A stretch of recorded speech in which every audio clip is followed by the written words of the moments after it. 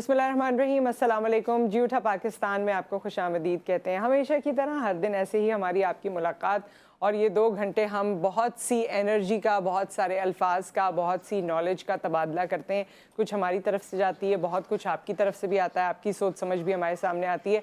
आज के प्रोग्राम में बड़ी सारी मुख्तलिफ बातें हैं, मुख्तलिफ मेहमान हैं, and I am looking forward to it कि उनसे बात की जाए और आपको उनके सामने लाया जाए, क्योंकि मेरे लिए तो this is a treat all together. Every day meeting different people and every day knowing them, और जिस तरह हम एक लर्निंग होती है ना आपकी, तो ये ऑन जॉब लर्निंग है हम सबकी। बहरहाल एक स्टोरी से जो हम आगाज़ करते हैं, तो आज की स्टोरी भी हमें बहुत कुछ सोचने पे मजबूर करती है। आज के सेकंड आवर में बाय द वे हम लोग फिटनेस पे बहुत फोकस करने वाले हैं।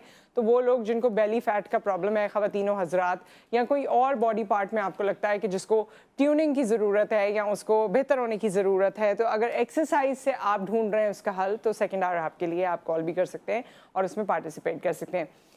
आज की हमारी कहानी कुछ यूँ है कि एक किसान अपने खेतों में काम कर रहा था और काम करते करते उसे एक उकाब का घोंसला नज़र आया और उसने उस उकाब के घोंसले में देखा तो वहाँ पर एक अंडा था उकाब का। उसने इधर उधर देखा, बड़ी देर देखता रहा, जब तक काम करता रहा, देखता रहा, तो कोई उस अंडे के पास नहीं आया। किसी किस्म की कोई बर्ड, किसी किस्म का कोई परिंदा, किसी किस्म का कोई उकाब।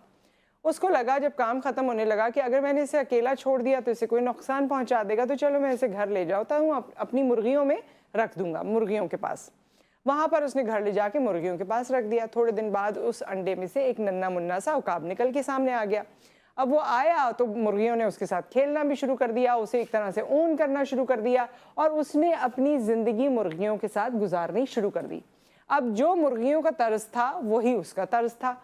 उसको कभी ये अंदाज़ा ही नहीं हो सका अपनी ज़िंदगी में कि वो एक उकाब है और उसका काम उड़ना है।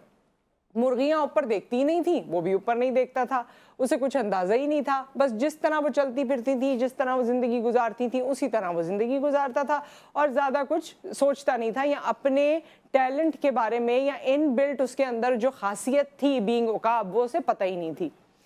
काफ़ी अरसा गुजर गया, बूढ़ा हो गया और बूढ़े होने के बाद एक दफ़ा उसने आसमान पर देख लिया। जब आसमान पर देखा तो उसने सोचा, एक उकाब उड़ रहा था पूरी आबोताब के साथ, और उसने सोचा वाह क्या शान है इसकी, काश मैं भी उकाब पैदा होता और इसी तरह आसमान में उड़ता। तो कभी कभी ज़िंदगी में आपके अंदर वो सब कुछ होता है जो आप दूसरों को देखकर इंस्पायर हो रहे होते हैं, लेकिन उसके मुख्तलिफ रीज़न्स होते हैं। कभी कभी आपका जो सर्कल होता है उसके अलावा आप उस सर्कल से बाहर निकल के सोचते ही नहीं हैं। आप उसी सर्कल में, उसी के इन्फ्लुएंस में, उसी सोच के तहत अपनी ज़िंदगी गुजारते रहते हैं और आगे बढ़ने की, अपने आप को एनलाइटन करने की कोशिश नहीं करते।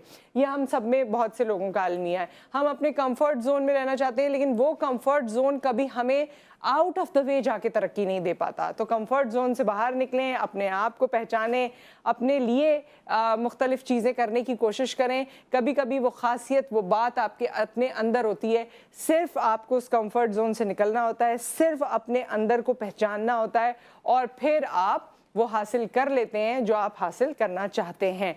सो विद दैट एक ब्रेक हमारे पास आ गया है। ब्रेक के बाद जब हम हाजिर होंगे, आज मुख्तलिफ मेहमान जैसे कि मैंने आपको बताया वो हमारे साथ होंगे। हमने फ़ैशन के स्टैंडर्ड्स, ब्यूटी के स्टैंडर्ड, हर चीज़ का वैसे स्टैंडर्ड बना दिया है। अब तो दोस्तियों के स्टैंडर्ड, रिश्तों के स्टैंडर्ड भी हैं, लेकिन हम आज कुछ ऐसे ही एक स्टैंडर्ड पे बात करेंगे, उनसे भी आपकी मुलाकात करवाएंगे। और एक वीडियो सोशल मीडिया पे बहुत वायरल हो रही है, किस हवाले से मैं बात कर रही हूँ और किससे मुलाकात करवाएंगे, सब आपको बताते हैं। बस आप चाय लेकर वापस आ जाइए, टीवी के सामने बैठिए, आपसे मुलाकात होती है इस ब्रेक के बाद।